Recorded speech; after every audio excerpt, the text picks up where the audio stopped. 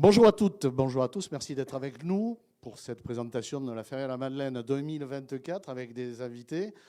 Nous vous les présenterons dans quelques instants. Je salue mes confrères à la presse taurine, Philippe Latour, Thierry Reboul, Mathieu Saubion, Tertulias et les deux sites taurins que je vous recommande, celui de Mathieu Saubion, celui de Thierry Reboul et de Philippe Latour, Gilles Béziat aussi d'MDM, et puis aussi le président de l'Observatoire national des cultures taurines qui est avec nous, André Viard, à qui on doit la bagarre pour le rétablissement de nos droits face à l'immodestie d'un certain nombre de gens qui voulaient nous en priver.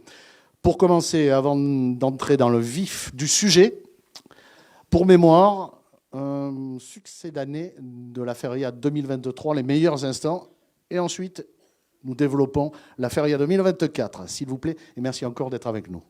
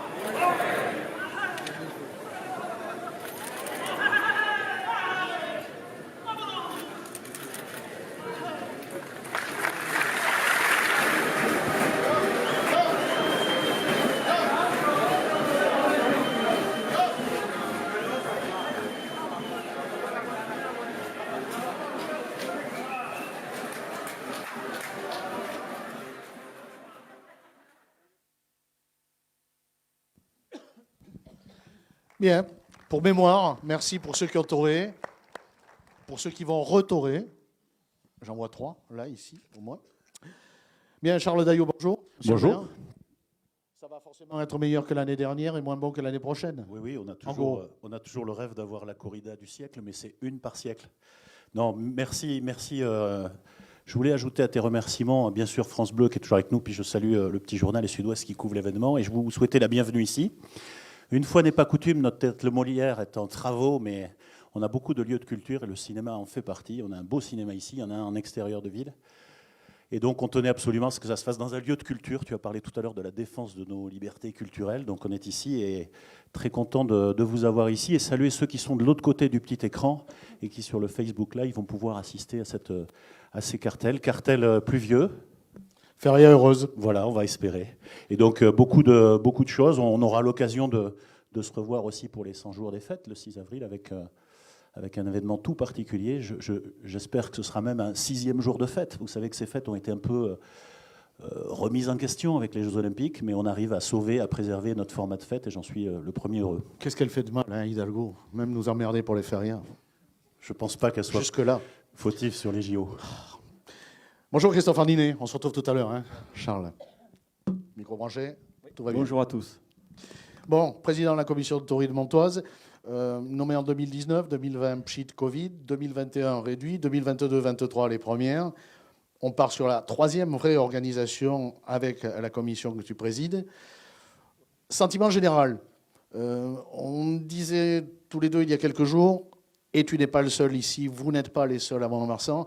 Complexité quand même, il faut en parler pour monter les cartels, à la fois sur les exigences de certains Canadiens, le prix, mais aussi les caprices des apodérats, donc qui visiblement n'ont pas tenu compte de la situation générale dans laquelle nous nous trouvons, tant en France qu'en Espagne.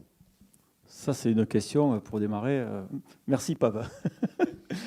Bon, d'abord, je tiens à vous remercier avec mon équipe. On est très heureux de vous recevoir ici. On est au chaud, on est bien, on est en famille. Enfin, le retour de notre famille, de vous tous. L'hiver est un peu long et ça fait quand même du bien de revoir des visages souriants. Donc, Pab, pour te répondre le plus sincèrement possible, je pense que nous, comme nos amis d'Aqua, Bayonnais, Nîmois, Arlésiens, je pense comme tous les organisateurs, bon, c'est aussi les histoires des coulisses, c'est aussi, il y a des temporades qui se passent plus facilement que d'autres. Là, c'est vrai que cette année, c'est un petit peu plus compliqué. Alors, c'est peut-être aussi, on va dire, un peu un problème sociétal aussi, ou je ne sais pas, après le Covid, tout le monde est un petit peu excité, un petit peu énervé.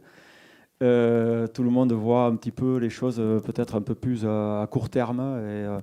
Mais voilà, donc on fait face, on fait avec. Et puis, bon, voilà, il n'y a pas non plus des complications exagérées, même s'il y a eu des choses à régler. Mais voilà, ça fait partie de la vie de tout organisateur taurin. Ouais, enfin, avec une surenchère chez les coquidous quand même, hein, mais pas tous, mais certains. Bon, on va commencer. Mercredi 17 juillet, ouverture de la feria. Cartel.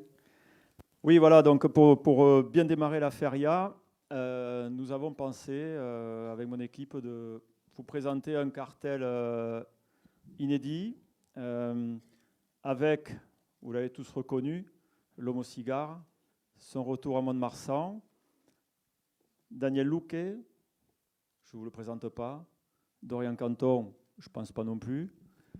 C'est, à notre avis, un joli cartel avec deux Sévillans, petite confrontation sévillane entre Morante et Daniel Louquet, deux toreros dans un grand moment, même si c'est vrai que Morante, l'année dernière, après son succès exceptionnel de Séville, et vu la blessure qu'il a eue, bon, il a eu une temporade un peu mitigée, mais finalement, on l'attend beaucoup parce qu'on n'a pas pu l'apprécier durant toute la temporade. Et on s'était dit, bah, tiens, pourquoi pas Morante et le retour à Mont-de-Marsan, notamment, on sait aussi qu'apparemment, il ne sera pas chez nos voisins où il y a peu de chance.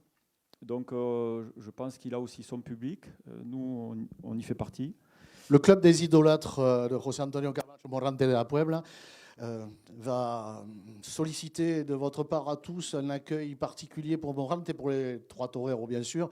Mais si on pouvait être un peu dans le cariño, hein, dans la tendresse avec José Antonio Camacho, ça ferait plaisir aux 12 aficionados à Camacho qui sont à Mont-de-Marsan, parce que ce soit difficile à accepter ou pas, c'est une vérité. On ne peut pas dire que Morante ait toujours été bien traité ici, donc comme ça se renouvelle et que chaque jour est un nouveau départ, merci d'en tenir compte. C'est un torero fameux qui, lorsqu'il ne sera plus en activité, manquera, et l'on se rendra compte à ce moment-là du trou béant qu'il laissera dans la torerie. Je partage tout à fait, Pab. Bon, le cartel, il est quand même complet avec Daniel Lou qui est dans un moment exceptionnel. Il nous fera aussi l'honneur de sa présence dans ce cartel où il se mesurera donc à une corrida du Puerto San Lorenzo. C'est une corrida que l'on a pensé aussi pour ouvrir un petit peu le schéma qu'on a essayé toujours de tenir depuis 5 ans, d'ouvrir tant bien que mal des fois les encastes avec un abaniqueo important d'encastes le plus possible. Donc là on aura donc les Atanasio du Puerto San Lorenzo. C'est une ganaderia que l'on retrouve dans toutes les grandes ferias. Je ne sais pas si vous regardez un petit peu les cartels, si vous les avez vus l'année dernière et ce début de temporada. C'est une ganaderia qui est toujours coloquée à Madrid, à Séville, dans des arènes très importantes, Bilbao, etc. Donc on espère qu'il donnera beaucoup de jeux et pour enfin prendre du plaisir à Morante dans nos arènes. Pourquoi pas? C'est aussi que nous aficionados, on croit un petit peu au Père Noël encore. Et pourquoi pas y croire? En tout cas, on y croit. C'est pour ça qu'on l'a mis au cartel. Sinon, on ne l'aurait pas fait. Et puis pour clôturer donc cette corrida, Dorian Cantor. Dorian, s'il te plaît, tu nous rejoins? Une belle opportunité aussi pour lui. Dorian Cantor, s'il vous plaît, mesdames et messieurs. Premier torero béarnais de l'histoire, mais pas que. Premier et unique. Tu ne sais pas. Tu auras peut-être des enfants. Bon, Dorian, béarnais, mais il joue à la maison. Hein. Le Plumasson, il le connaît très très bien avec son ami Yon. Vous vous entraînez ici très régulièrement, même si vous vivez aussi à Madrid. Écoute, Dorian, nous, on est très heureux de te recevoir au Plumasson dans un cartel de ce niveau-là. Je ne vais pas anticiper, je ne vais pas vous parler des autres cartels, mais vous verrez qu'il y a un bel équilibre aussi avec les autres toreros aquitains.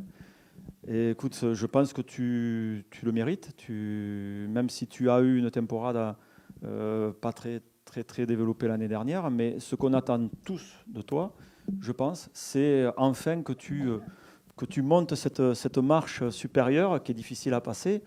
Et pour cela, on t'a tendu la main et on croit en toi pour enfin te voir au niveau que nous pensons que tu as. C'est un cartelasso, hein? Ouverture de feria, tu es gâté. C'est homard et caviar. Luque plus Morante, homard et caviar. Et champagne avec les potes de San Lorenzo. Bonsoir à tous. Non, l'année dernière, j'avais dit que c'était un rêve d'enfant de pouvoir tourer avec 2 maestros comme Castella et Luque, que c'était réellement un rêve. Cette année, il ne faudra pas répéter ce que j'ai dit l'année dernière, c'est encore un rêve. Ce que tu disais très bien, personnellement pour moi un cartel exceptionnel. Morante commence à avoir de l'âge, peut-être qu'un jour, dans un futur proche, il se retirera. Je pourrais dire que j'ai touré avec lui. Ouais, dans 30 ans, peut-être que dans quelques années aussi, on en parlera comme un des plus grands toreros de l'histoire. Et puis Luque, qui est incontestablement et incontesté la star du sud-ouest de France, la plus grande figure à l'heure actuelle. Donc pour moi, c'est en plus de ça, pouvoir être avec eux dans les arènes du Plumasson, que je connais maintenant par cœur. Voilà, je vais presque me sentir landé dans quelques semaines. Les taureaux, Puerto San Lorenzo, l'encaste? Eh bien, écoute, moi, quand on a commencé à me parler de Stencast et de l'élevage, j'étais toujours très content. J'ai pu aller chez eux déjà. Je me sens bien. C'est un élevage que j'aime beaucoup, que j'ai pu voir pas mal de fois dans les arènes. Et sincèrement, je pense que ce sera une grande après-midi. Donc, en tout cas, il faudra que les arènes soient pleines. J'espère qu'elles le seront. Et nous, on sera au rendez-vous.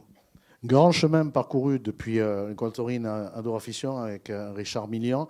grand chemin parcouru, de l'ambition. Christophe a raison, tu perçois cette opportunité aujourd'hui d'ouverture de feria sur ce cartel comme une porte qui va s'ouvrir, importante, ou bien simplement une corrida dans la trajectoire professionnelle qui est la tienne? Non, j'espère que que les portes s'ouvriront grâce à cette corrida. Bien sûr, c'est une opportunité exceptionnelle, un cartel exceptionnel, mais derrière, il faudra qu'il y ait un triomphe aussi exceptionnel. Sinon, voilà, malheureusement, et heureusement aussi, c'est un peu, c'est comme ça que ça marche. Si on le mérite, si on triomphe, on peut avancer. Si on ne triomphe pas, on n'avance pas. Donc, ce ne sera pas une corrida de plus, ce sera une corrida exceptionnelle, dans une arène exceptionnelle et avec un triomphe exceptionnel, je l'espère. Une dernière chose sur ton corps taurin à l'heure actuelle, tu as beaucoup progressé, beaucoup travaillé, beaucoup évolué. Il y a 2 toreros qui ont un développement taurin très artistique dans leur expressivité en piste. Et toi, tu as beaucoup avancé là-dessus. Pour les gens qui te suivent et qui te voient torer régulièrement, c'est ta propre nature ou bien c'est quelque chose vers laquelle tu es allé? Non, je pense que c'est ma propre nature. Pour le moment, ça fonctionne, ça commence à fonctionner. Donc je pense que je suis sur la bonne voie, je ne me trompe pas. J'ai toujours cherché de torer d'une manière assez naturelle, verticale, avec de la profondeur. Avec, aussi, j'ai un côté avec un peu poderoso, donc de l'allier à tout ça. Mais non, c'est pas. Je crois qu'un taureau ne doit pas aller contre sa nature. Il doit toujours tirer, en taurer comme on est. Donc. Je crois que je suis comme ça, et j'espère en tout cas, parce que j'essaie de tendre vers cette ligne. Coromero disait ouvre ton cœur, toré. Toi, tu as un grand cœur, on le sait, et tu torrais. Dorian Canton. Merci. Merci à toi, Dorian.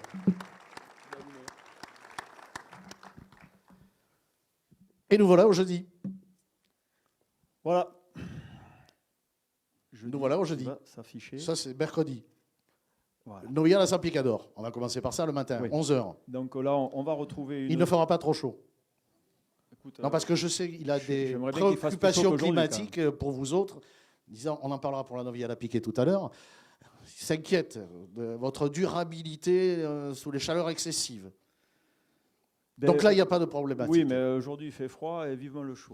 Alors, c'est une journée traditionnelle de la Madeleine, le jeudi, avec la Novillard Saint-Picador le matin, qui se veut un moment agréable pour tout le monde, où il faut aussi qu'on attire des gens qui ne vont pas forcément aux arènes tout le temps, ou même peut-être jamais, mais il faut penser aussi à nous, aficionados, parce qu'on aime ça, mais également aussi à un public plus large, avec des familles qui viendront. Et c'est un moment très important, non seulement à Mont-de-Marsan, mais je pense dans toutes les arènes, où on réalise donc des novilladas à Saint-Picador. C'est le départ, c'est le départ de beaucoup de choses. Il faut absolument que l'on soit conscient de tout ça et que l'on aide un maximum ce type de spectacle.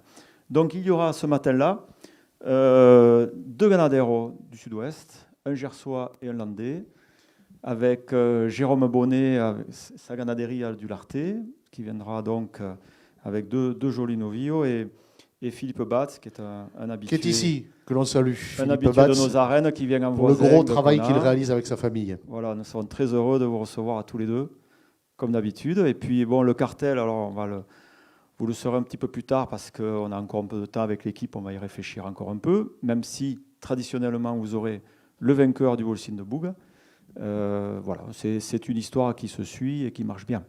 Volsine de Boug, début mai, à Boug, qui tous les ans sort des novillaires ou des aspirants, des impétrants de qualité, et qui, de par sa longue histoire déjà, a prouvé la qualité de son organisation et surtout le rendu par rapport à ce que l'on voit à Boug. La tauromachie commence avec la Novillard à Saint-Picador. Il faut s'en souvenir quand on est aficionado. Exactement. Et puis l'après-midi, vous allez le découvrir. Voilà le cartel du jeudi après-midi. La corrida de Victoriano del Rio. Que dire de Victoriano del Rio? C'est une des ganaderies estrella du campo espagnol. On la retrouve très fréquemment dans toutes les plus grandes arènes. Elle a marqué énormément de carrières de grands toreros. Nous, ce qu'on espère ici à Mont-de-Marsan, c'est que cette corrida puisse nous donner satisfaction, dans le sens où elle va laisser, bien sûr, on espère aussi de la noblesse pour que les toreros s'expriment, mais aussi peut-être un petit peu de complexité, peut-être un petit peu de... on va dire c'est un taureau particulier. De quoi ça? Le Victoriano del Rio, c'est un taureau caractère. particulier. Et c'est vrai que les aficionados l'apprécient. Pourquoi ? Parce que par rapport à certaines autres ganaderies qui sont préparées pour les figures, eh bien, celle-ci en ce moment donne d'excellents taureaux, mais aussi des fois un petit peu retors. Mais aussi, c'est un cartel qu'on a monté aussi en fonction de ça. Parce qu'on pense que les 3 taureaux qui vont s'opposer aux Victorianos sont plus que capables de nous enchanter. Avec Sébastien Castella. Sébastien Castella, c'est, je pense, le grand moment de sa carrière, le grand torero du moment. Il est français, on est heureux aussi. Hein, il faut quand même le souligner, d'avoir un Français de ce niveau-là dans notre feria. Mais là, on passe même tous ces codes-là. C'est-à-dire que Sébastien Castella, c'est une figure internationale. Il a donc passé une temporada 2023 formidable avec son grand triomphe de Séville, Madrid. On l'a encore vu sur une corrida Victoriana de Rio durant la feria d'automne où il nous a enchantés avec son savoir et son courage. Donc on espère qu'il va prendre en main ce cartel et donner un très bel élan à cette corrida. On a pensé surtout pour Castel, là, il le disait la saison dernière, une tauromachie qui a évolué. Certains qui n'appréciaient pas forcément la tauromachie ensimiste qui était la sienne pendant longtemps, aujourd'hui peuvent se contenter du fait qu'il a une tauromachie beaucoup plus approfondie, il a gagné en maturité, il a quitté les taureaux pendant plusieurs années pour voir le monde et la vie. Et il est vrai que sa tauromachie, on l'a constaté l'année dernière, tout au long de la saison, s'est approfondie dans une recherche plus de quiétude et plus d'immobilité, avec un mando qui est plus au niveau de la ceinture et de l'expressivité plutôt que de la démonstration corporelle qui était la sienne avec tout le pouvoir qu'il avait précédemment. Et l'alliance de ces deux, la réunion de ces deux, font qu'aujourd'hui, Sébastien Castella, comme il aime à le dire, puisqu'il est né à Béziers, et pas Castella, même si son papa était d'origine espagnole, Sébastien Castella, aujourd'hui, oui, est sans doute l'un des 3 meilleurs toreros de la génération et du début du siècle. Bien. Gines Marin, là aussi, c'est un torero que vous connaissez tous. Pourquoi Gines Marin à Mont-de-Marsan ? C'est une bonne question. On va se rappeler de sa dernière prestation avec une corrida d'Alvaro de la Quinta, où il avait quand même passé une bonne après-midi. On ne l'avait pas renouvelé l'année dernière pour certaines raisons, mais on l'a toujours quand même à l'œil, on va dire ça comme ça, parce que nous tous, avec mon équipe, on bouge beaucoup, on essaie de voir un maximum de corridas. Et ce que l'on peut apprécier chez Gines Marin, même s'il n'est pas encore Figure del Toreo, peut-être qu'il va le devenir, peut-être pas, mais en tout cas, il est juste aux bordures, mais c'est surtout quelqu'un de très ambitieux et qui est très généreux dans le ruedo. Et c'est vrai que pour un organisateur, c'est une garantie. Et nous avons pensé que pour faire une terne dans l'équilibre que l'on souhaite, eh bien, avec Castella, avec Yon, ce sont 3 toreros qui ont cette ambition-là, soit de continuer, dans le cas de Sébastien, à être aussi haut, et puis Gines à le devenir. Et Yon, ça va être une grosse opportunité aussi pour toi, dans un cartel solide, un cartel où les toreros ne vont pas se laisser quand même compter. Et c'est pour ça aussi qu'on t'a mis dedans, c'est pour voir ce que tu as dans les tripes. On sait que tu les as, on sait que tu as tout ce qu'il faut, mais il faut que tu le réalises maintenant. Donc nous pensons que ce cartel, il est aussi fait pour toi.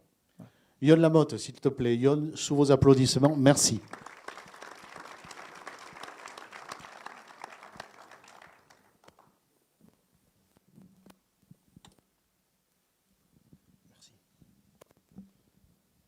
Alternative l'année dernière au Plumasson. Tu es né à Mont-de-Marsan, tu habites à Tartas.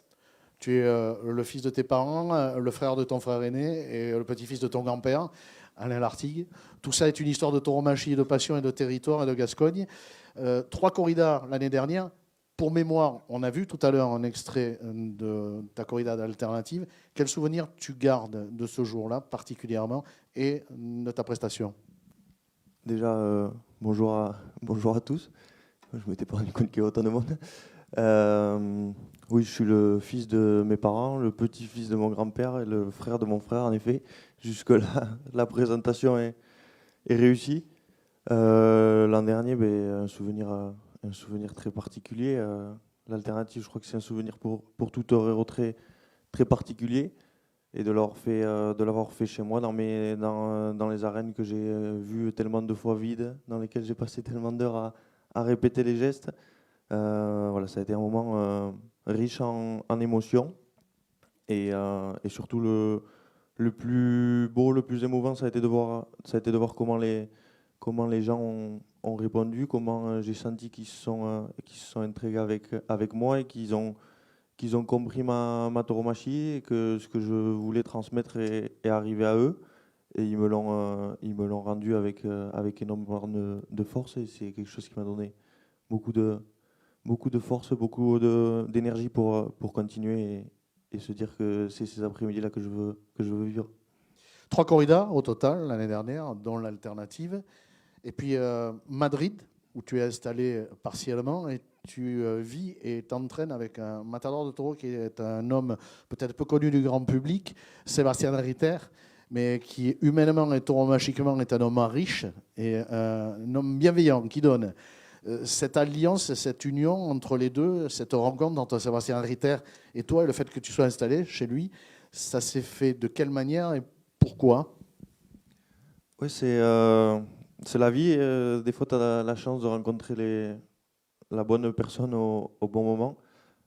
J'étais parti de petit, ça commence petit, j'étais noviro San Picador et le maître m'avait invité à aller avec eux 2 jours au campo à Salamanca. Et de là, j'ai rencontré Rafael González, manero de Juan Bautista pendant des années, qui est matador de taureau. Et j'étais resté avec lui en tête parce que je me rappelle qu'il y avait eu un des tentadores où j'avais été très très mal. Et le premier qui était venu me voir, et au lieu de me dire bon, c'est pas grave, t'es jeune et no pasa nada et está, il était venu me voir et je me rappelle qu'il m'avait mis une bronca parce que je m'énervais quand j'étais pas bien, que les choses fonctionnaient pas comme je voulais, je m'énervais énormément. J'avais du mal à tempérer mon caractère. Et donc, il m'avait mis une petite rousse. Et là, j'ai dit c'est avec ce genre de personnes que je veux aller, que je veux travailler. C'est avec ce genre de personnes que je vais pouvoir évoluer. Donc, je suis parti à Madrid pour aller m'entraîner avec Rafa. Et en cherchant des logements, je ne trouvais pas. Donc, j'ai fini par arriver dans la maison de Sébastien Ritter qui avait une chambre et qui m'a ouvert les portes de sa maison. Et de là, on a commencé à se découvrir, on a commencé à s'entraîner ensemble et il y a eu un moment clé qui est lui une corrida à Madrid un 15 août où il se passe ce qui doit se passer à Madrid, c'est-à-dire que tu rentres à la maison, c'est compliqué, il n'y a pas eu le triomphe que tu voulais. Et moi, une noviada à Souston qui se passe pas bien. Et on s'est retrouvé au campo chez Rafa Cruz. Moi, je voulais me retirer du toreo. Lui, ne savait pas trop ce qu'il allait faire de sa vie non plus. Et ce jour-là, avec un taureau, il m'a poussé. J'ai vu que j'avais encore des choses en moi et que j'avais encore des choses à exprimer. Et on a commencé à s'entraîner ensemble. Et il a commencé à en croire en moi. Et aujourd'hui, il fait entièrement partie de l'équipe. Et c'est une des pièces clés de mon entourage. Cartel, pour ta deuxième prestation en tant que matador de taureau, Victoriano del Rio, du bon mec, hein, mais avec un peu de caractère. Ça, c'est bien. Et puis, tu es accompagné par Castella, Gines Marin, avec la compétence entre les deux. On sait que le jeune Andalou, lui, a souvent le mort entre les dents, hein, qu'il a beaucoup d'appétit. C'est ta première véritable saison. On est d'accord? Oui, ma première. Celle de toutes les promesses. Ma première véritable saison, en soi, moi, quand j'ai pris l'alternative, je savais plus ou moins où est-ce que je voulais aller. J'ai toujours dit l'alternative, pour moi, c'était pas une fin, c'était pas un accomplissement en soi, et que c'était une marche importante du chemin, mais que je voyais bien plus loin. Donc forcément, c'est un cartel, je pense, qui réunit beaucoup de choses pour être un jour très important dans ma carrière. Je veux, voilà, comme tu l'as dit, Christophe, s'il y a quelque chose que je partage avec ces grands maîtres, ou en tout cas, ce qui est sûr, c'est que c'est l'ambition. Le niveau technique, tout ça, ça s'apprend. L'ambition, je pense que c'est le moteur pour y arriver. Voilà, mon objectif, c'est de faire partie de ces cartels-là. d'arriver à ce que que Mont-de-Marsan soit chaque année une base de mes temporadas et de là pouvoir m'ouvrir à toutes les autres férias et me le gagner. Donc je pense que Victoriano, dans ce sens-là, c'est une ganaderia idéale parce que c'est une ganaderia que toutes les figuras à Madrid, dans l'arène la plus importante du monde, ont toujours aposté pour cette ganaderia, sont toujours allés pour des journées clés comme ça va être pour moi Mont-de-Marsan, ont toujours été avec ce genre de ganaderia, avec Victoriano. Donc pour moi cette année, Mont-de-Marsan, c'est mon Madrid. Après, vu la présentation que tu nous as fait de Victoriano, je ne sais pas si vous me voulez que du bien. Quand tu Tu aurais pu, dis que le taureau candidater pour la concours si tu préfères. Non, quand tu dis que le taureau peut être compliqué, vicieux. C'est aussi l'aficionado qui parle un peu. Bon, j'ai beau être ce que je suis, ce que je représente avec mon équipe, mais avant tout, je suis un aficionado. Ouais. Et j'apprécie aussi les taureaux qui le rendent bien. Je veux dire par là que tu peux aussi avoir un triomphe encore plus important parce que tu as un taureau peut-être qui noble, mais qui peut appuyer aussi dans la moulette et qui va donner encore plus de puissance à ce que tu peux réaliser également. Et peut-être c'est ce qu'il te faut aussi pour passer au-dessus. Voilà. Non, oui, ça exactement. Je crois beaucoup en cette corrida pour ça. Je pense que c'est un taureau de caractère qui a cette mobilité, qui a cette émotion. Je pense que j'ai besoin, moi, aussi dans ma tauromachie. C'est quelque chose qui fait que j'arrive plus facilement aux gens et que les gens comprennent mieux ma tauromachie avec ce genre de taureau à l'heure actuelle. Et puis le cartel, il n'y a pas besoin d'en parler pendant 10 ans. Le cartel, voilà. Sébastien Castella, je pense que pour tout Français, ce qu'ont fait Sébastien Castella et Juan Bautista, c'est l'exemple à suivre. J'espère pour la tauromachie française qu'il y en aura au moins un qui sortira, qui arrivera à toucher ce niveau-là. Et moi, dans ce que je contrôle, c'est ma carrière, ma vie, et je fais tout pour faire en sorte que je sois cette personne-là. Et Rines Marin, c'est marrant, parce que c'est la première fois que je l'ai vu en Noviada ici. Et ce jour-là, j'étais tombé amoureux de ce torero. Jusqu'au jour où je me rappelle à sa présentation à Madrid, il avait ouvert la grande porte et je disais à mes parents devant la télé, tu vas voir, lui aujourd'hui, il va couper 2 oreilles un taureau. Et au 6e taureau de Alcurucén, il avait coupé 2 oreilles. Et donc voilà, c'est marrant de se retrouver au Plumasson dans une arène aussi importante avec lui. Petit-fils de ton grand-père, fils de tes parents, frère de ton frère, on te souhaite être l'homme désormais de ta vie, Yon Lamotte, capitaine de tes rêves et maître de ta tauromachie pour devenir ce que tu souhaites être depuis toujours et depuis longtemps. Yon Lamotte, s'il vous plaît. Merci. Tout va bien? Ça va?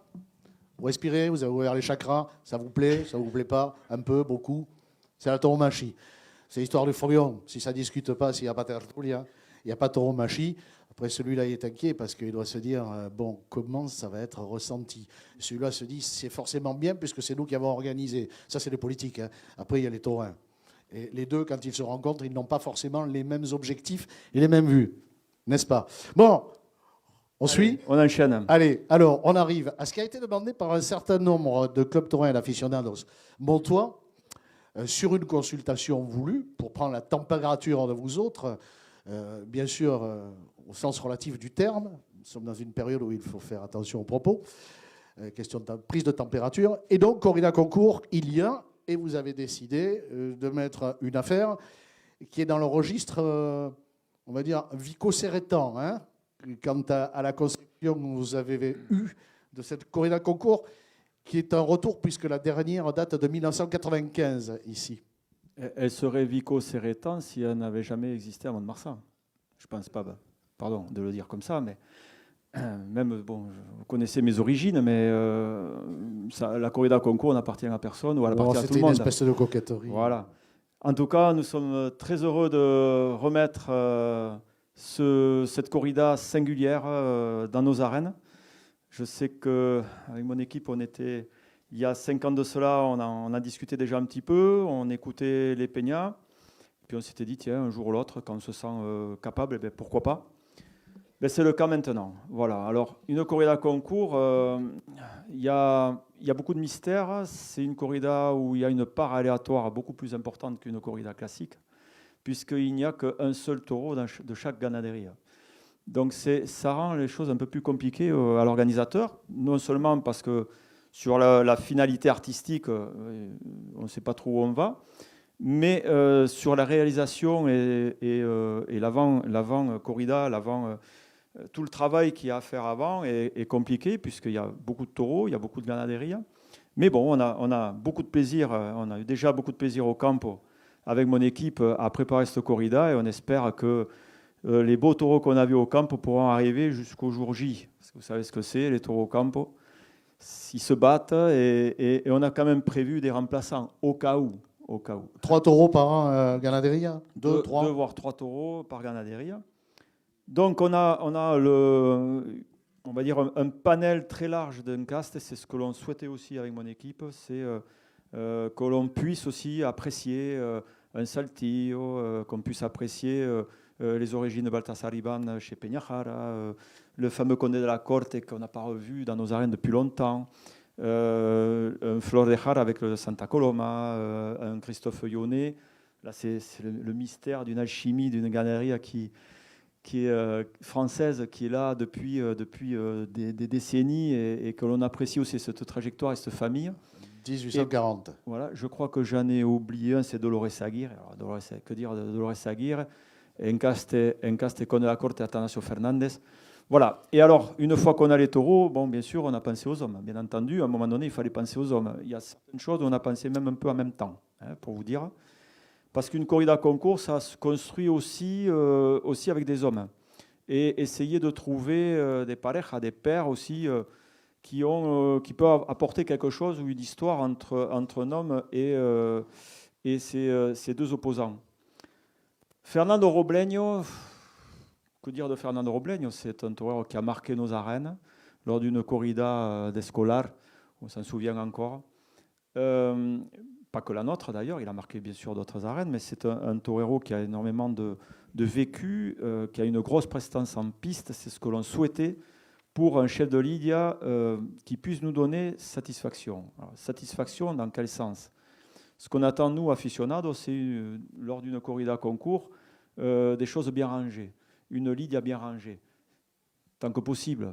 Après, il y a des taureaux où ce n'est pas possible. Mais donner au moins ce sentiment à l'aficionado qu'en bas, tout se passe dans l'ordre et pour le taureau, voilà, pour mettre en scène le taureau.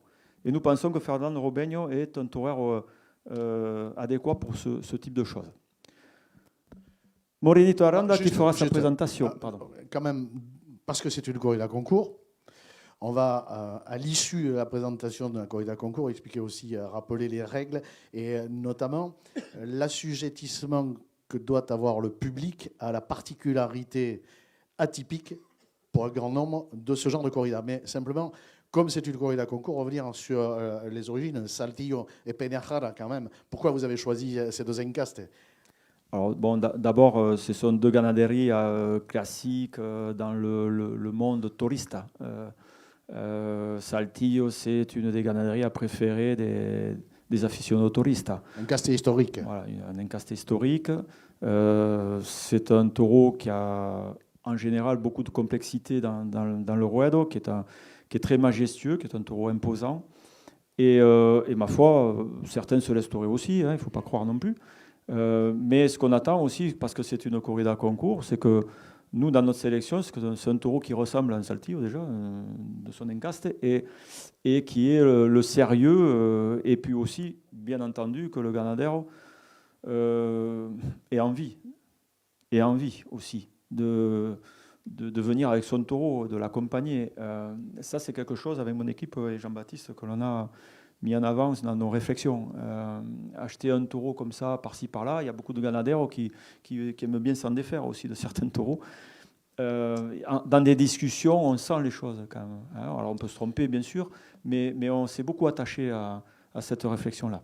Deuxième taureau pour Robleño, Peñajara. Contreras rafraîchi récemment par du Baltasar Iban. Oui. Tu parlais d'abanico tout à l'heure, d'éventail des encastes. Ouais, alors même si à l'origine c'est encaste Gijona, mais bon, ça c'est très lointain. Il y a peut-être encore une pointe, mais ce que l'on peut apprécier quand on va chez eux, c'est qu'on retrouve du contraire, quoi. le Contrera pur, un taureau bas, harmonieux mais très sérieux, pas exagéré de poids, mais un taureau qui peut aussi donner l'émotion que l'on attend, parce que ça peut être un taureau piquant, mais avec un fond de noblesse certaine aussi. Jesus Martinez, deuxième torero, Morenito de Aranda, que l'on a vu remarquable à Vic, où il a été blessé, où il a été héroïque l'année dernière.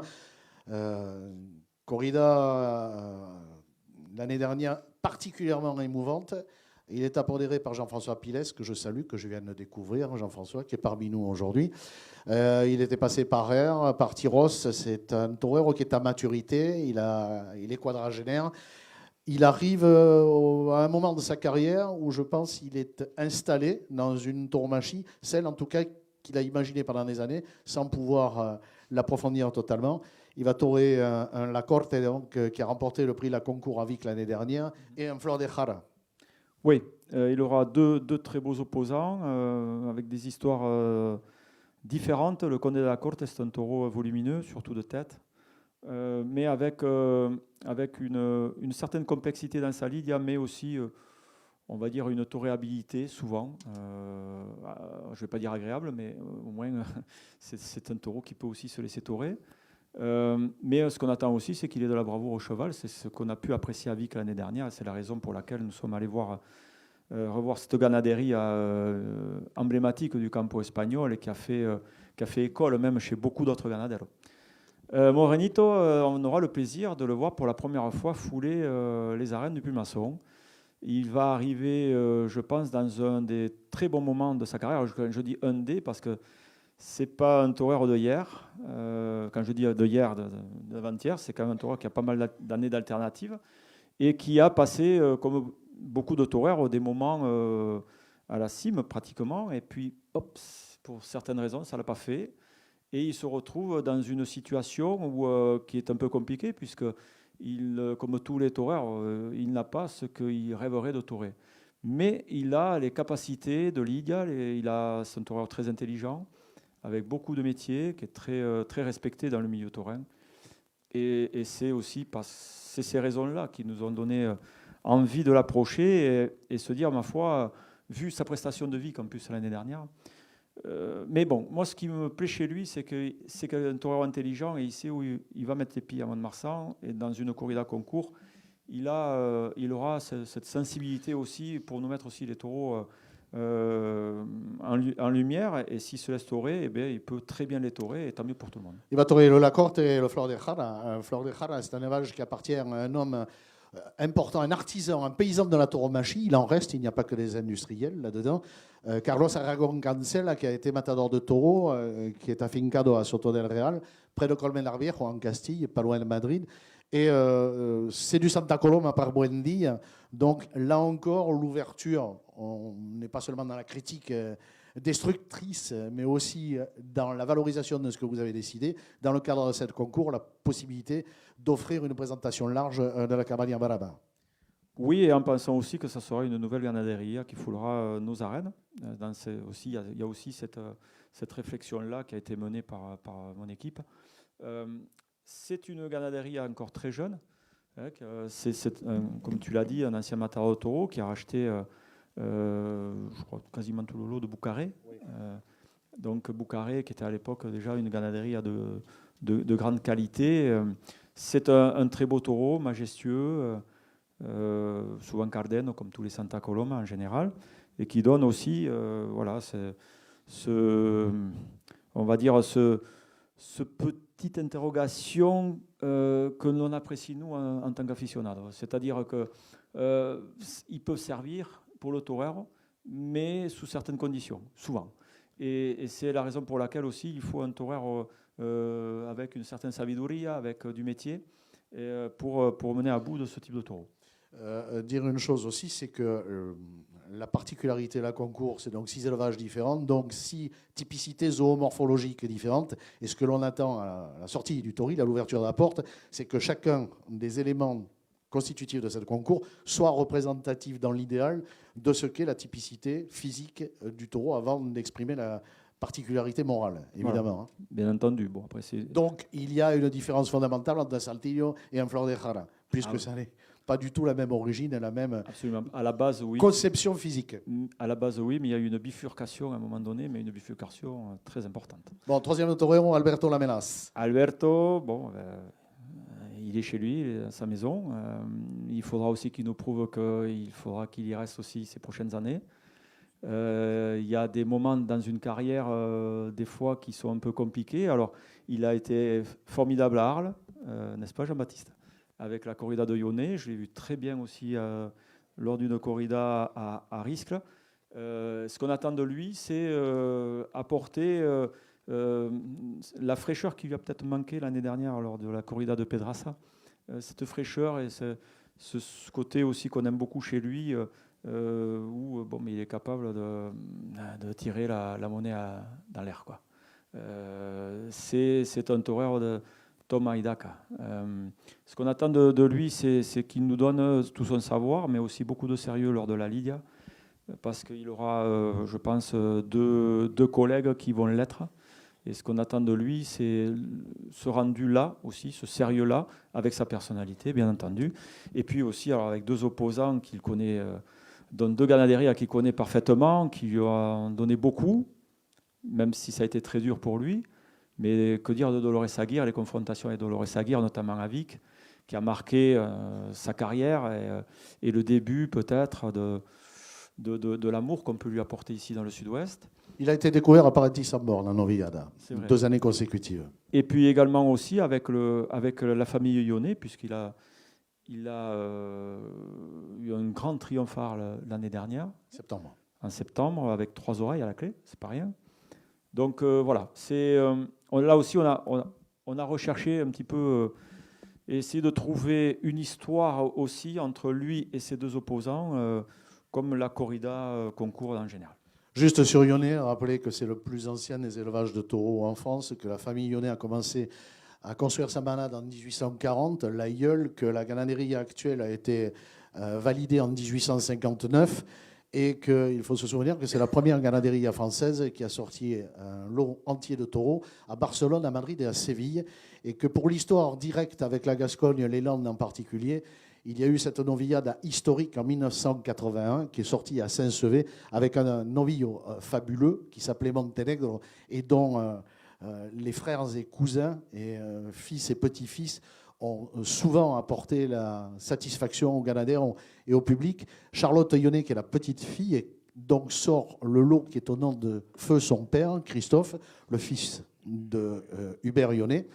Elle a repris l'élevage avec sa mère dans des conditions qui sont difficiles. On ne lui a pas fait le cadeau, même si elle appartient à une famille de grands pélots de Camargue.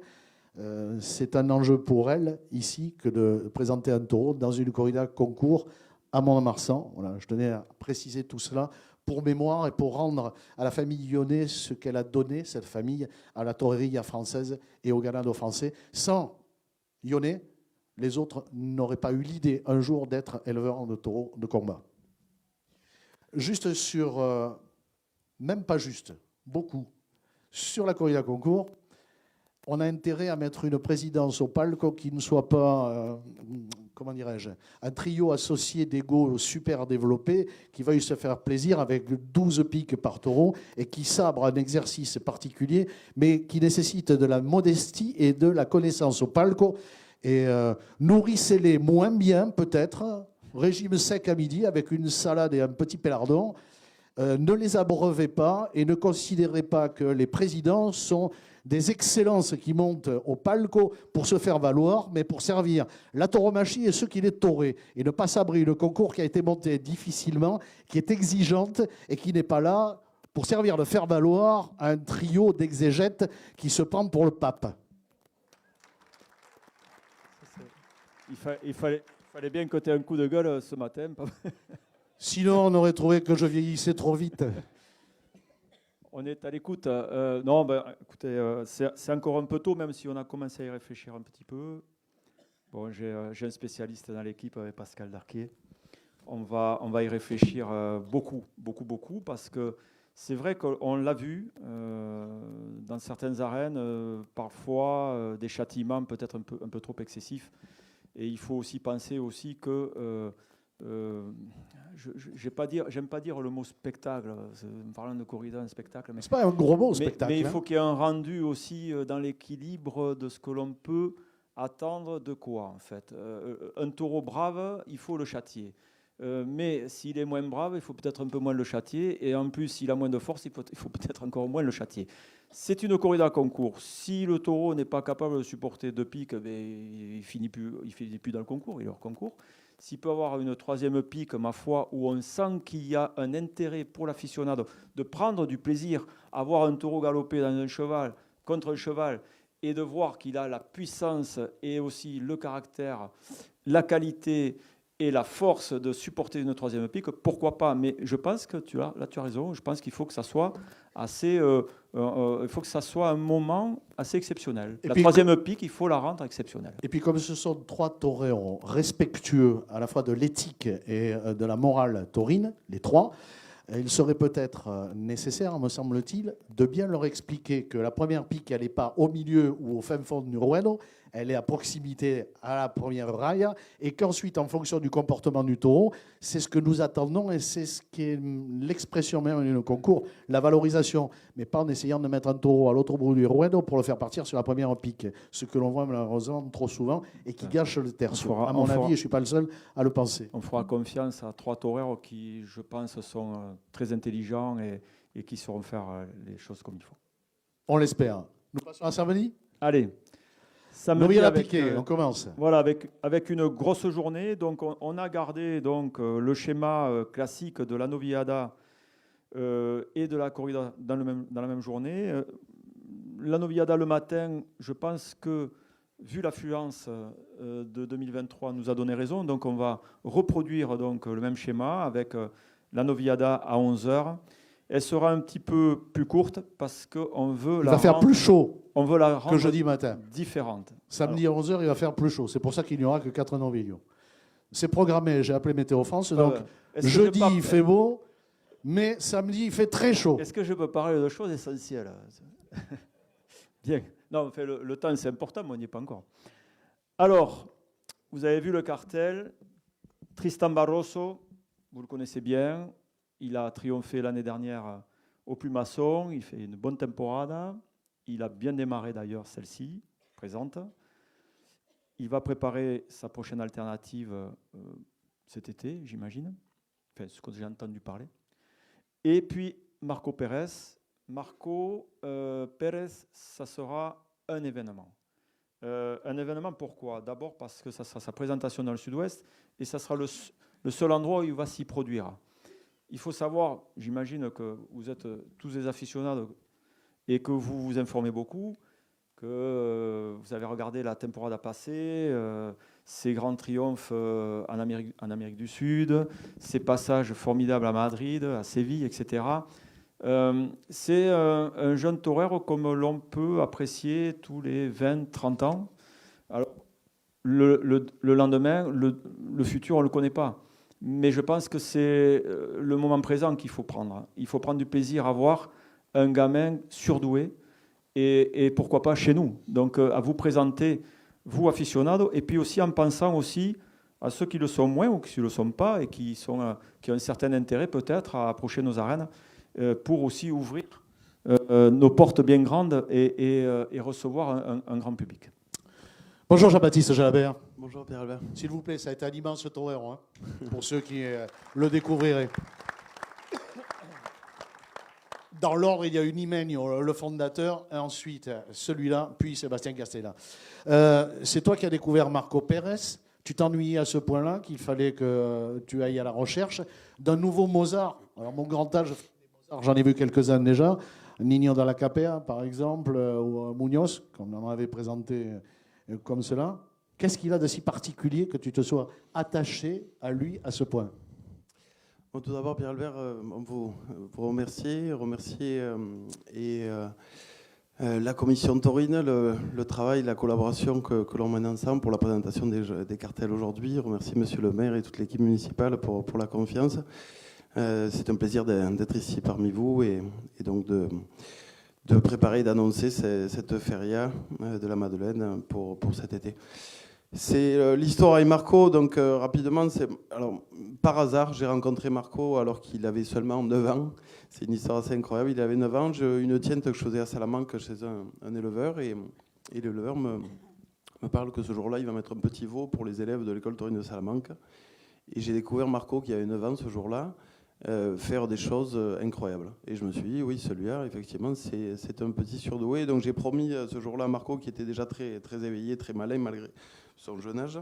Et je lui ai dit, écoute, dès que j'en ai l'opportunité, quand je fais des tientes pas loin de chez toi, je demanderai aux éleveurs de te mettre un petit veau à chaque fois. Donc je l'amenais, je demandais aux éleveurs qui voulaient bien donc de rajouter une petite vache ou un petit veau pour Marco. Et donc j'ai suivi son évolution, j'ai rencontré ses parents, sa famille, ses proches. Et on a acté un accord officiel alors qu'il avait seulement 11 ans, de façon formelle. Et là, aujourd'hui, il en a 16. Donc c'est une aventure qui est dure, qui est formidable, qui dure dans le temps, qui est pas facile aussi, mais qui est formidable et qui est très belle parce que voilà, de démarrer dès le départ et de voir son évolution, c'est une super opportunité et aventure pour moi et une chance d'être à côté de ce surdoué, c'est vrai. Après, l'avenir, on peut pas on le connaît pas, on le prédit pas, mais il a toutes les qualités pour être quelqu'un de très très grand dans l'avenir. Mais il n'y a pas de certitude. Il va commencer la saison. Il commence aujourd'hui sa temporade espagnole. Il a gracié. Il y a 2 novillos la semaine dernière au Venezuela. Sa temporade en France va être très courte. La tauromachie attire les enfants, hein, ici. Ils ont le droit de venir aux arènes. On parle de Marco. De la naissance au dernier jour de leur vie, ici. Les enfants sont bienvenus aux arènes.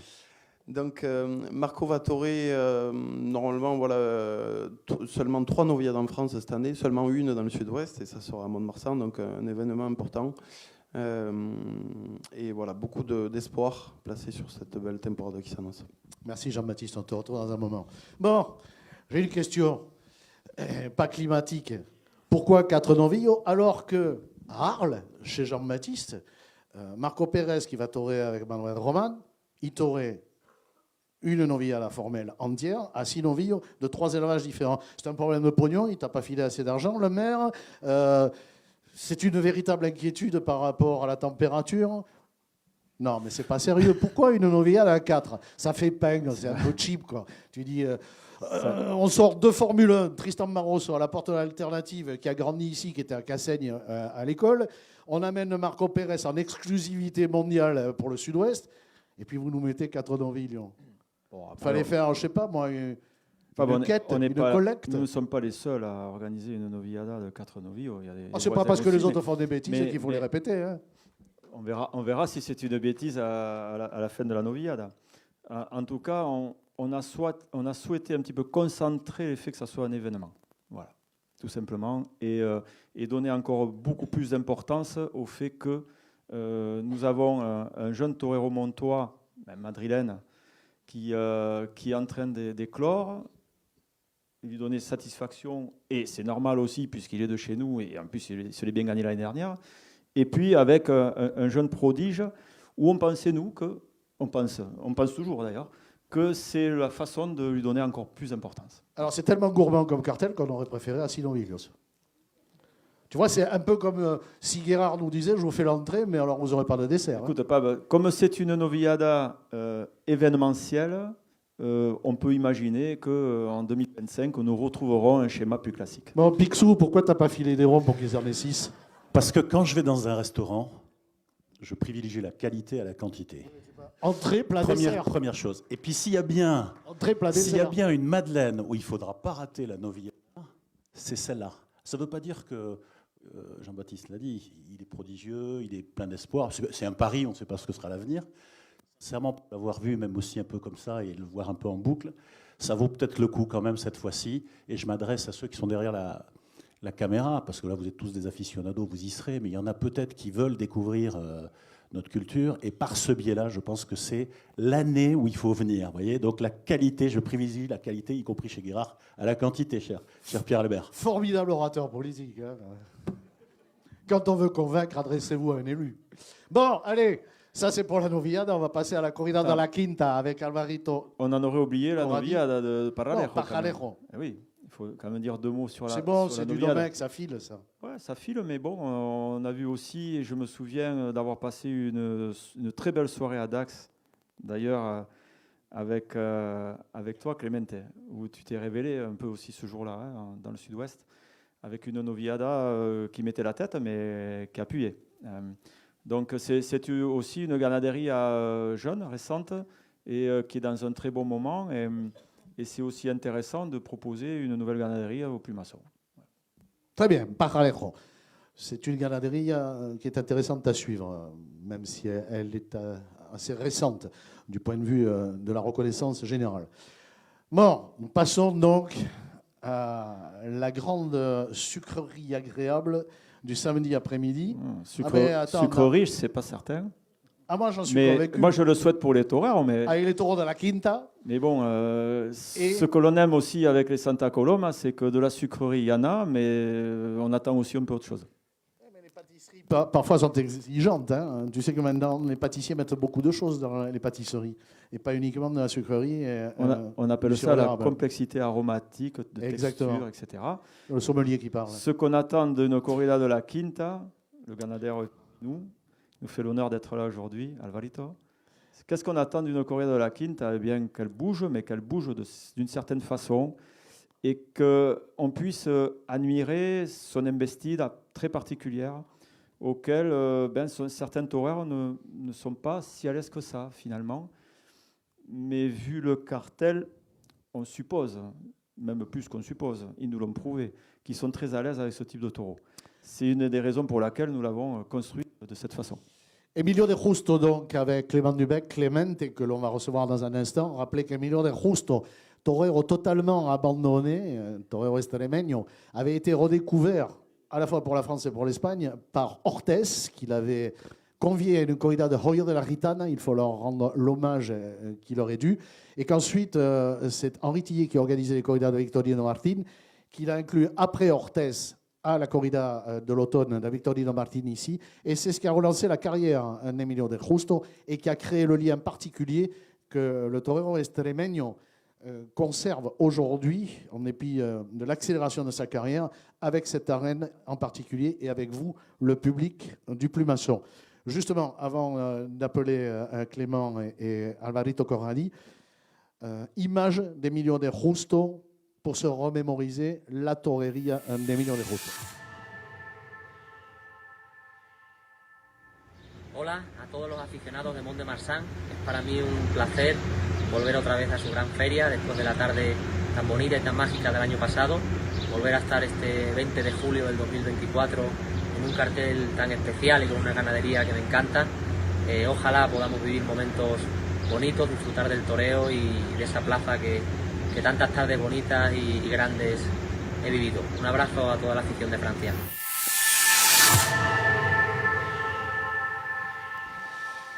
Clément Dubec, Clemente, Alvarito Corradi, por favor, s'il vous plaît.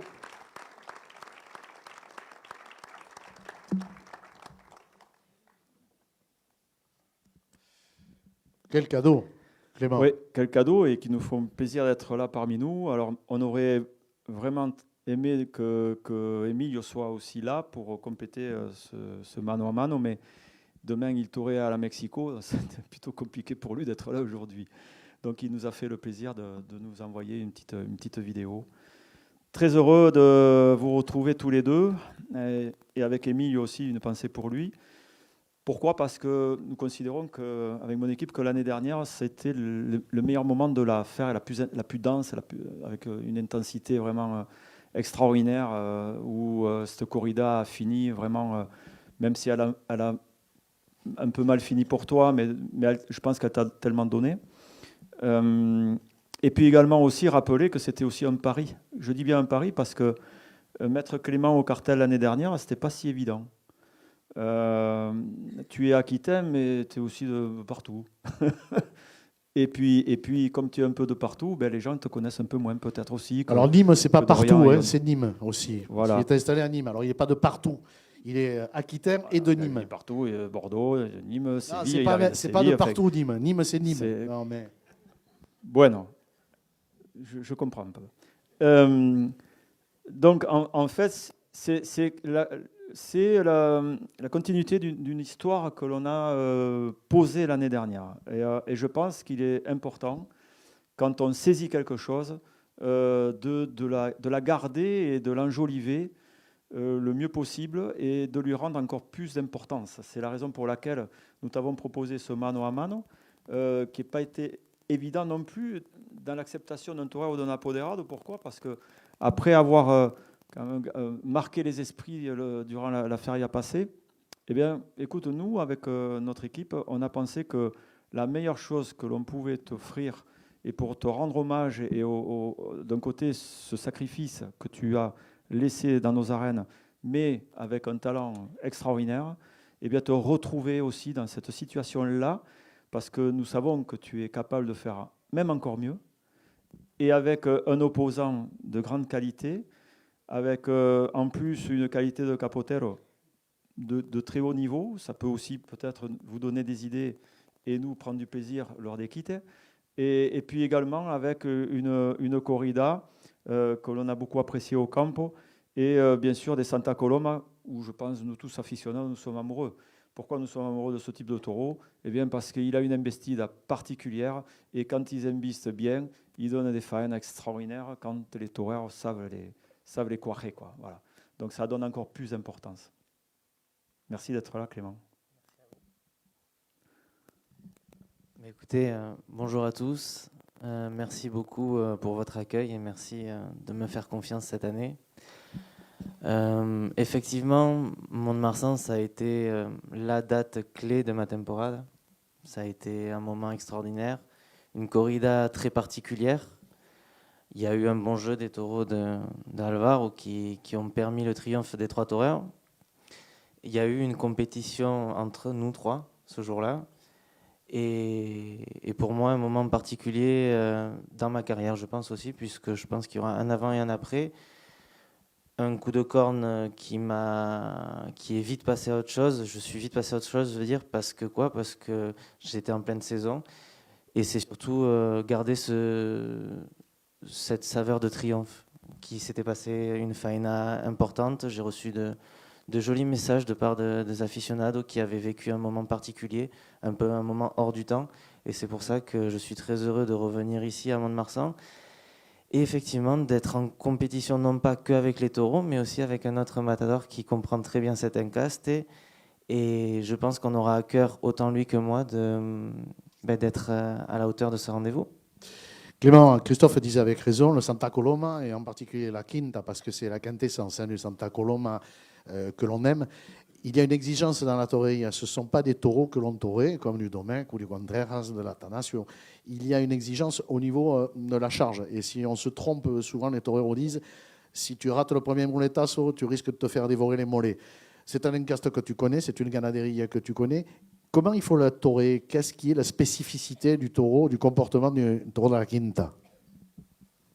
Mais je crois que le taureau de la Quinta est un taureau très exigeant. Voilà, ça demande un savoir, un placement particulier. Il faut être conscient de ça quand on se met devant un taureau de la Quinta. Il faut vouloir faire les choses bien, faire les choses pour que ce taureau puisse investir aussi. C'est-à-dire qu'on ne peut pas penser qu'à soi en toréant ce taureau. Il faut le taurer d'abord pour lui, pour qu'après il nous rende tout le bon qu'il a, le fond qu'il a de bon. Et je pense qu'en réfléchissant comme ça, on a vu de grandes faenas, non pas de moi, mais de beaucoup d'autres taureros qui ont su prendre le temps sur 2-3 séries de faire rompre ce taureau palante, comme on dit, en avant, et après de profiter sur les derniers moments de la faena, de faena qui vont à masse, comme on dit, c'est-à-dire des taureaux qui commencent à avoir un bon rythme, un rythme comme on aime chez l'Encaste Santa Coloma, c'est-à-dire qui n'ont pas de coups de tête désagréables, qui n'ont pas d'arreones, de coups de rein qui n'accélèrent pas leur chasse, au contraire, qui ralentissent. Et je pense que c'est ça la grande qualité des taureaux de la Quinta. Tu l'as pas eu facile, hein. Tu as eu des moments difficiles à la fin de ta carrière en Noviril, ensuite avec l'alternative en Espagne, abandonné, l'effet Covid, le retour. À Nîmes, pas n'importe où, à Nîmes, hein, tu es rentré, on a la Covid, à Nîmes il est rentré, c'est pas n'importe où, Nîmes. Et ensuite, le développement d'un toreo qui allie aujourd'hui, on l'a vu l'année dernière, mais pas simplement ici, de la technique avec du sentiment, avec la volonté d'expressivité. Ça, c'est quelque chose en plus que tu as construit tout seul. Hein. Oui, je pense que chaque toreur doit avoir sa propre personnalité. Je pense que j'ai eu la chance de naître avec celle que j'ai et de pas la changer pour rien, juste parce que j'aime comme je suis et que je trouve que je prends du plaisir devant les animaux comme ça. Et moi je me rends compte que ça marche plutôt avec le public, j'arrive à connecter avec le public. Et c'est pour ça aussi que grâce au taureau d'Alvaro, j'ai réussi à connecter parce qu'il me donne ce petit plus que peut-être d'autres taureaux ne me donnent pas. Donc c'est vrai que ça demande énormément d'entrega de la part du torero, mais quand ça nous le rend, c'est quand même très fort, très beau. Muy buenos días, Alvarito. Muchísimas gracias por estar con nosotros hoy. ¿Cómo estás? ¿Bien? Buenos días, muchas gracias. Es una plaza de familia casi, aquí para vosotros. C'est une arène familiale pour vous. Lo primero quiero pedir perdón porque después de tantos años todavía no hemos aprendido francés. No sé si es que yo he sido muy mal alumno o vosotros muy malos profesores conmigo.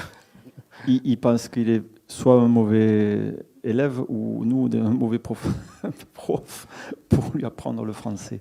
Donc il s'excuse. Tienes que venir de vacaciones aquí, para aprender. No Il faut que tu viennes en vacances ici.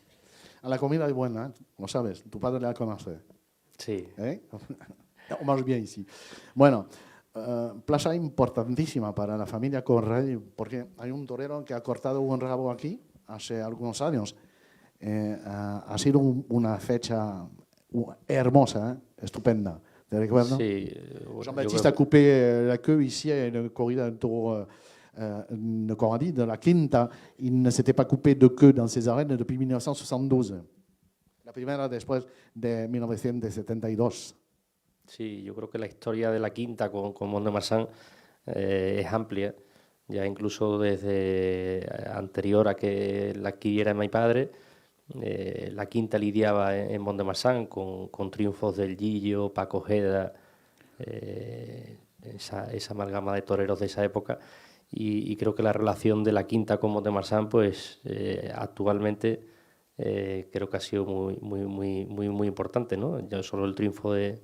Un momento para traducir, por favor. En fait, la trajectoire de la famille Conrad est étroitement liée au Pumasson depuis longtemps.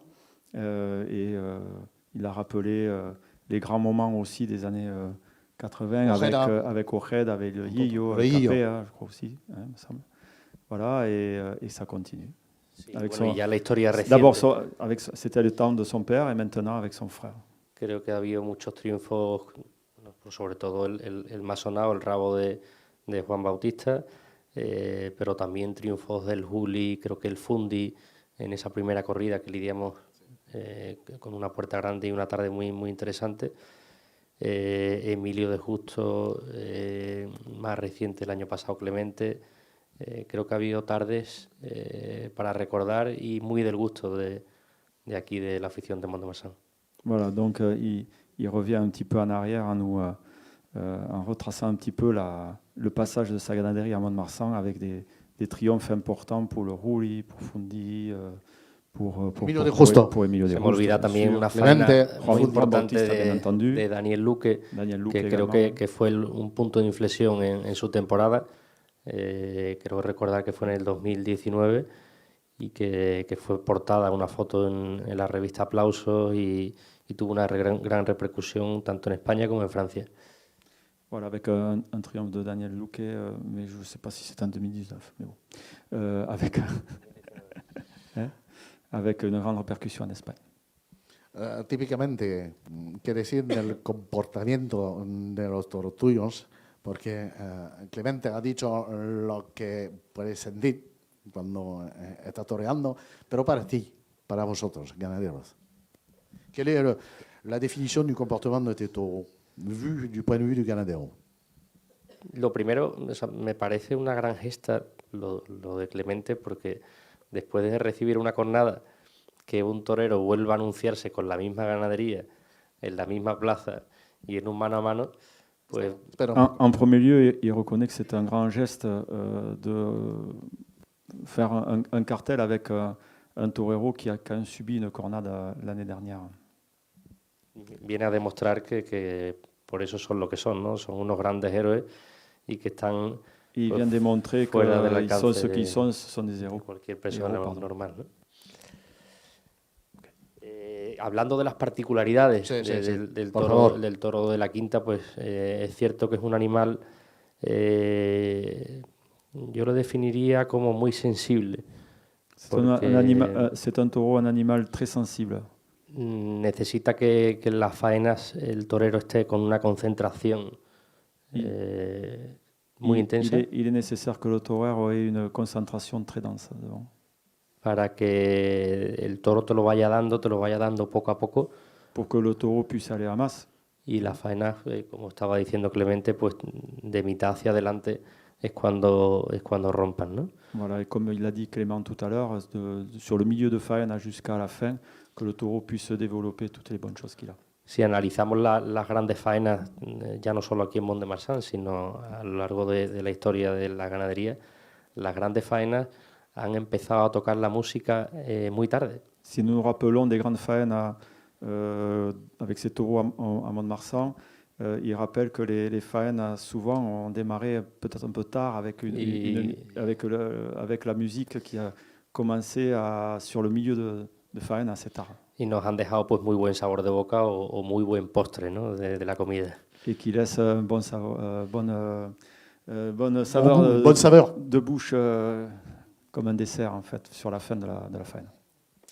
Muchísimas gracias. A verte con tu hermano en julio que viene. Esperemos estar toda la familia. Muchísimas gracias. Alvarito Conradi, Clemente, Christophe Andine, oui. Je voulais juste dire un petit mot par rapport à Alvarito et la famille Conradi. D'abord, il nous fait l'honneur d'avoir passé les Pyrénées avec quelques kilomètres au compteur, parce qu'il y a quand même un peu plus de 1000 kilomètres. C'est une très belle histoire. Es una magnífica historia entre nuestra plaza, nuestro pueblo y tu familia. Et je me souviens que quand j'étais un jeune aficionado comme temps, dans les années 80, me acuerdo cuando era muy joven en los años 80, y ya tu familia y tu ganadería ya había dado un empujón fuerte. Déjà à cette époque, sa ganaderie avait déjà donné un gros choc dans l'afición. Et grâce à eux, ils ont su préserver un encaste que l'on adore tous. Y gracias a ellos, gracias a ti y a tu familia, habéis guardado un encaste complicado de lidiar, pero gracias a vosotros, pues es un enorme placer ver tus toros todavía. C'est un grand plaisir qu'une famille comme eux ait préservé un encaste qui sort un petit peu de ce que l'on voit beaucoup ailleurs, et le rendre également aussi complexe certes, mais aussi intéressant pour les toreros. Cet équilibre-là, il est très difficile à avoir pour les ganaderos, et je pense aussi cette raison pour laquelle nous continuons avec vous, et aussi parce qu'il y a tant d'arènes qui adorent vos taureaux. Merci. S'il vous plaît. Merci. Muchísimas gracias. Enhorabuena. Bien. On parlait de pâtisserie tout à l'heure.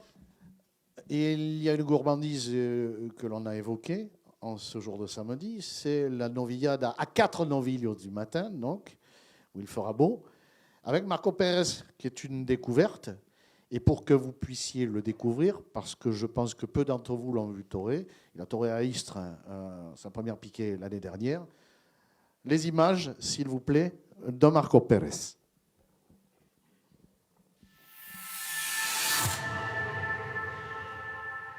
Hola, soy Marco Pérez, tengo 16 años, soy de Salamanca, aunque hoy estoy en Madrid, y soy novillero con caballos. Debuté el pasado 15 de octubre en la Plaza de Toros francesa de Istres.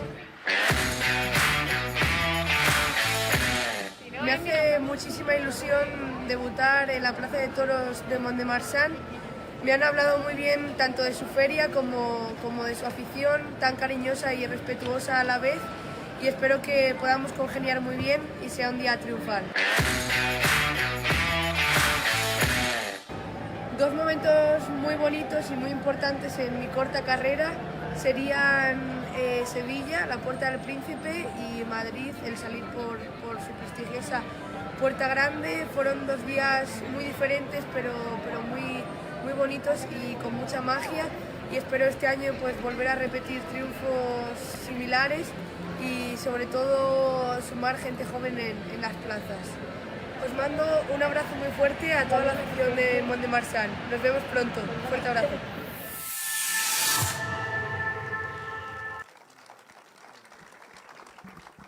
Voilà pour clôturer la journée du samedi. Elle est redonde, hein, Elle est la redonde, journée. elle est redonde. Alors, on passe au dimanche avec le retour de Victorino Martin. Il y a une assurance, c'est que la commission aurait été attentive au choix des taureaux et que ce n'est pas Manolo Fulano qui ira embarquer les taureaux, mais des gens de la commission taurine. Ils ne seront pas laissés à l'abandon d'un chauffeur routier qui trouverait des taureaux par hasard, comme ce fut, paraît-il, le cas un jour, ici, il y a quelques années. Bref, Victorino Martin, le retour, c'était attendu, c'était désiré, avec un cartel que tu vas détailler, qui est un cartel de spécialistes de l'encaste et de spécialistes de la ganaderie. Oui, c'est le grand retour de Victorino dans nos arènes. Quoi dire de Victorino? 60 ans dans la cime, 60 ans en haut. C'est une ganaderie exceptionnelle, un créateur exceptionnel et un fils aussi qui a continué et qui continue de fort belle façon à nous offrir des grands moments comme nous avons pu apprécier en 2023, l'année dernière, puisque ça a été pour la ganaderie une temporada exceptionnelle. Victorino et Mont-de-Marsan, c'est une grande histoire. Nous tous aficionados, nous avons passé des grands moments au Plumasson, des années où c'était même la corrida qui sauvait un peu la feria. J'espère qu'elle ne sauvera pas la feria. Ça voudrait dire que ça ne s'est pas très bien passé avant. Mais en tout cas, nous l'avons placé sur la fin parce que nous pensons aussi que c'est une corrida qui peut nous donner une certaine garantie vu la qualité et la régularité de cette ganaderie en 2023. Alors, le cartel, c'est le grand retour de Manuel Escribano un petit peu dans le sud-ouest, qu'on avait un petit peu oublié, nous tous aficionados. Mais c'est un torero qui est dans un très bon moment, avec beaucoup d'expérience, beaucoup de vécu. C'est le torero de la Casa, même s'il y en a d'autres, chez Victorine bien sûr, mais lui, il est vraiment de la Casa de Victorino. C'est un torero qui a beaucoup d'intelligence dans le ruedo et beaucoup de prestance de personnalité. Nous pensons aussi que ça peut être un très bon chef de liga qui peut mettre aussi de l'ordre dans le ruedo. Joselito Adame, on sait très bien avec mon équipe on va en surprendre quelques-uns parmi vous. Mais il y a aussi, bien sûr, des raisons et beaucoup de réflexions avant d'avoir, avec Jean-Baptiste, appelé son apoderado. D'abord, Joselito Adame, c'est une figure del toreo au Mexique. Alors, il n'en est pas, bien sûr, en Europe, mais c'est un torero très important au Mexique. Et également aussi, il a une grosse expérience de l'encaste saltillo au Mexique. Et on a aussi été à l'écoute aussi du ganadero qui l'apprécie beaucoup et lors de ses passages en Tienta lui donne beaucoup de satisfaction. C'est aussi son passage à Huesca l'année dernière lors d'une corrida télévisée qui nous a donné aussi l'inspiration. Ses derniers passages à Madrid où l'on trouve chez lui plus de constance dans l'effort et la générosité et avec un petit peu plus de caractère et même d'ambition qu'il a eu précédemment. On va peut-être se tromper, mais l'année dernière, on ne s'est pas trompé avec toi, Clément. On ne s'est pas trompé avec vous non plus, Yon et Dorian. Des fois, il faut prendre quelques risques et on les prend là. Borja Jiménez, là, c'est une des grandes révélations de 2023. Son grand triomphe de Madrid sur la feria d'automne avec la même ganaderia, une corrida extraordinaire qui a donné beaucoup de jeux, d'intensité. C'est un torero que l'on a pu apprécier déjà dans certaines arènes plutôt touristes. Mais c'est vrai que si vous avez un petit peu regardé les prochains cartels de cette temporada, on voit aussi qu'il commence à accrocher certains cartels très bons pour lui. Mais c'est vrai aussi qu'il va se faire avec Victorino une spécialité, puisqu'il a très bien démarré à Madrid. Mais ce n'est pas non plus un torero, je dirais plutôt un apoderado des plus simples à approcher. Mais on a trouvé quand même un accord, mais ce n'était pas si évident que ça. 150 kilos sur la bascule, 1500 kilos d'emmerde. Voilà. Donc on pense aussi que ça sera, on espère, le feu d'artifice final de cette feria, avec ce jeune torero qui a tant marqué la fin de la temporada et qui nous promet quand même de très belles choses dans l'avenir. C'est une terna que je considère de qualité et surtout avec de l'ambition. C'est aussi ça qui nous plaît et c'est aussi une réflexion que l'on a menée avec Victorino, parce que des toreros qui ont beaucoup de technique et qui ont une capacité intéressante avec un Victorino, on en connaît. Certains auraient pu être aussi au cartel. Mais cela souvent manque des fois de cette petite ambition supplémentaire qui fait passer un petit peu, on va dire, passer la raie rouge, celle qui fait mal. Celle où le taureau appuie et où le taureau sait aussi qu'en mettant les jambes là, ça peut être compliqué, mais c'est peut-être aussi en faisant cela qu'il aura un triomphe à la fin. Donc c'est aussi cette générosité-là qu'on a recherchée dans ce cartel. Je vais l'assumer avec mes collègues, et c'est vrai que là, je vais vous l'annoncer parce que je parle très rarement des toreros qui ne sont pas à l'affiche, mais c'est vrai aussi qu'on aurait beaucoup apprécié Paco Ureña dans le cartel, comme beaucoup d'aficionados, je pense. Mais il a un plan de carrière qui n'est pas en adéquation avec notre proposition. Donc malheureusement, il n'a pas souhaité tuer la corrida de Victorino. Mais voilà, ça se respecte et on peut aussi le comprendre, même si on aurait beaucoup apprécié qu'il soit dans ce cartel. Il a déclaré vouloir tuer les Victorino, mais dans les grandes arènes. Valence, Madrid, Séville, Bilbao, Pamplona, de préférence. Bon. Merci Christophe. Jean-Baptiste, le montage de la feria, évidemment, tout s'est bien passé, pas un hiatus, ça coule comme l'eau de la Mi-12 au printemps, tout va bien. Non, pas tout à fait. Il y a eu des négociations compliquées, longues, mais donc en contact permanent avec Christophe, avec la commission taurine, sur voilà, les volontés, les idées de départ, et pour arriver à rendre cette feria avec le sérieux qui est apprécié ici à Mont-de-Marsan, avec des élevages qui avaient été d'abord présélectionnés et annoncés, donc d'arriver à caler, à cadrer tout ça.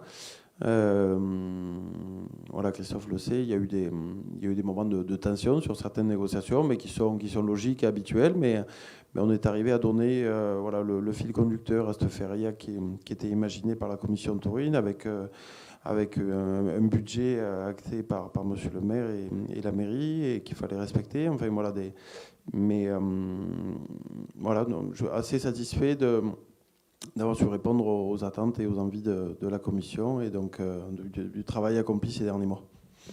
Merci Jean-Baptiste. J'appelle Pascal Larquier parce que le 6 avril, il y aura présentation de l'affiche d'affaires. Il y a des affiches et il y aura fête, il y aura pré-feria avant l'heure, avec une modification particulière qui est ce jour-là, l'organisation de la Novillada de Saint-Perdon. Bonjour Pascal. Bonjour tout le monde. Qui avait lieu fin août habituellement, depuis les origines. Tout à fait. Mais écoute, d'abord merci à cette possibilité de mettre en lumière un peu Saint-Perdon. Merci à la mairie de Mont-de-Marsan. J'en profiterai de remercier aussi Étienne, que j'ai vu par là, Étienne Layan, qui nous accompagne depuis le début et qui nous permet de passer un moment convivial avant et après la Novillada. Donc oui, pourquoi on a changé de date?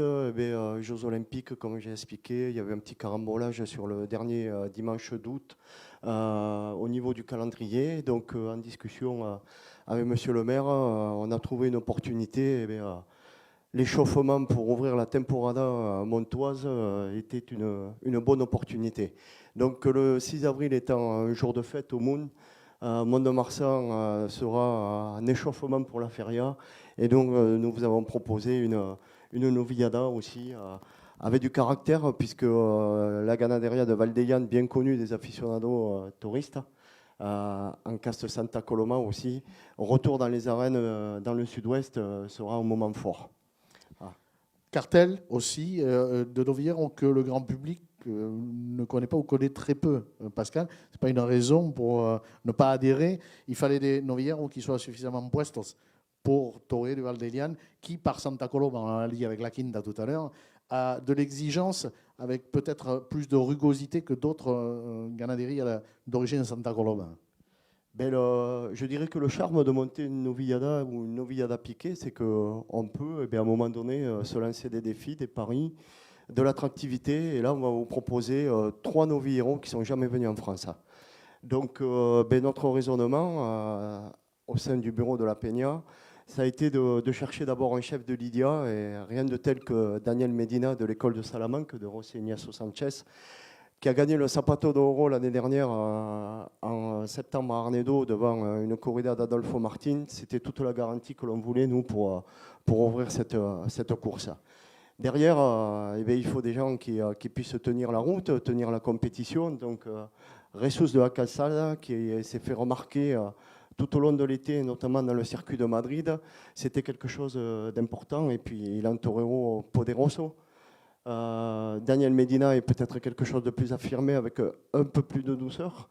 Donc, une diversité de styles qui nous ont intéressés.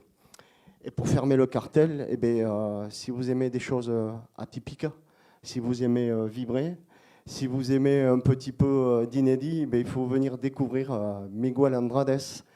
Il a ce toreo puissant, puisque l'année dernière, Villaseca de la Sagra, il a marqué les esprits devant une corrida de quadri. Il a coupé 3 oreilles devant une novillada de Miura, donc c'est quelque chose qui est vraiment de la garantie. Et puis, il a un physique qui laisse pas indifférent, pardon, merci. C'est une gueule de torero, il a ce comportement de novillero, et donc pour ça, on espère de l'attractivité, de la diversité pour attaquer la temporada montoise.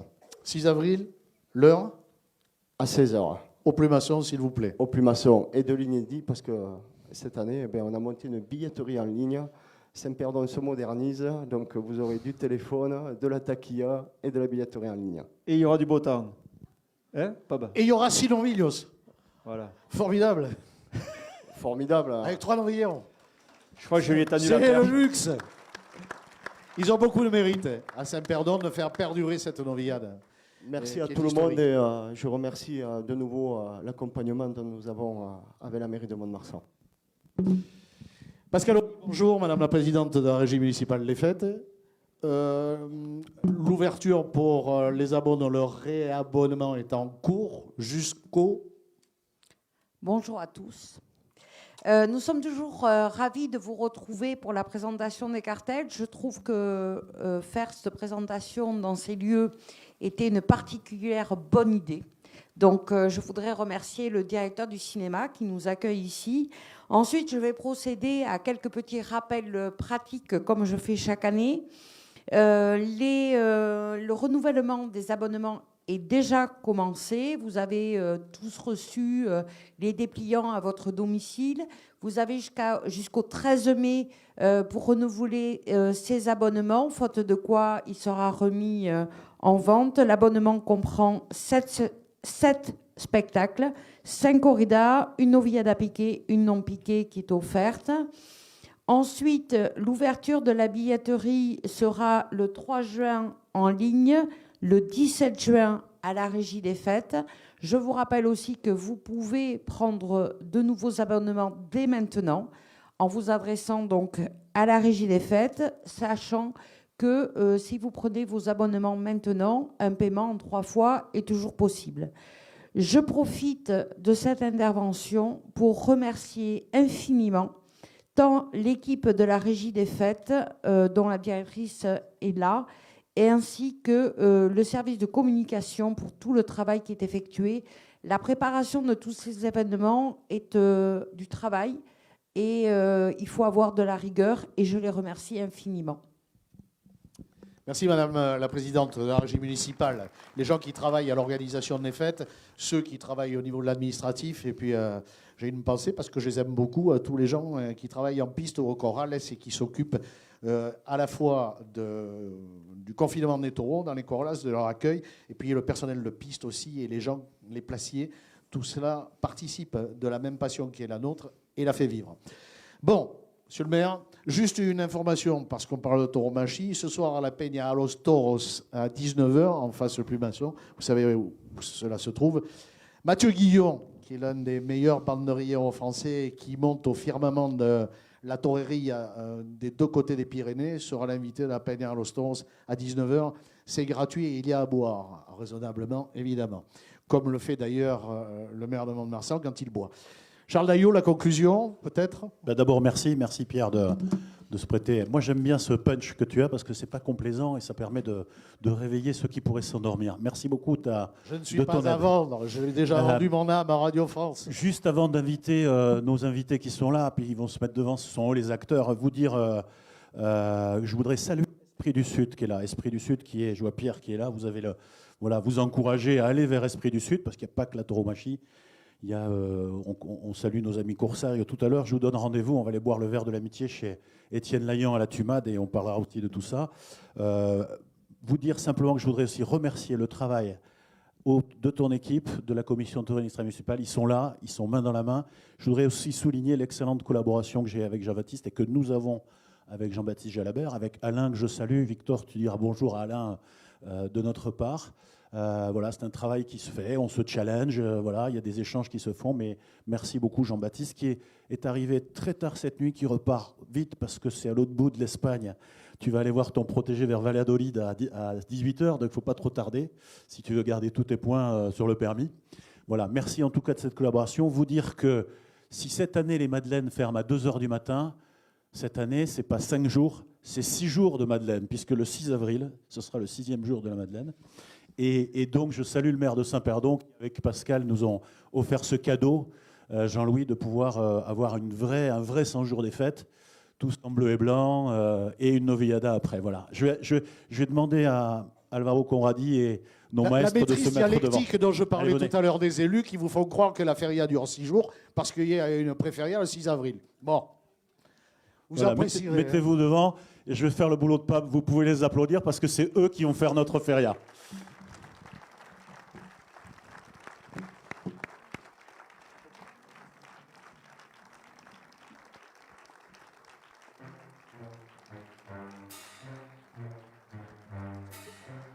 Merci à vous tous. 6 avril, le rendez-vous au Plumasson pour la novillada de Saint-Perdon. Et puis la feria, présentation de l'affiche le 6 avril à midi. Elle se fera où, Pascal? Place du théâtre.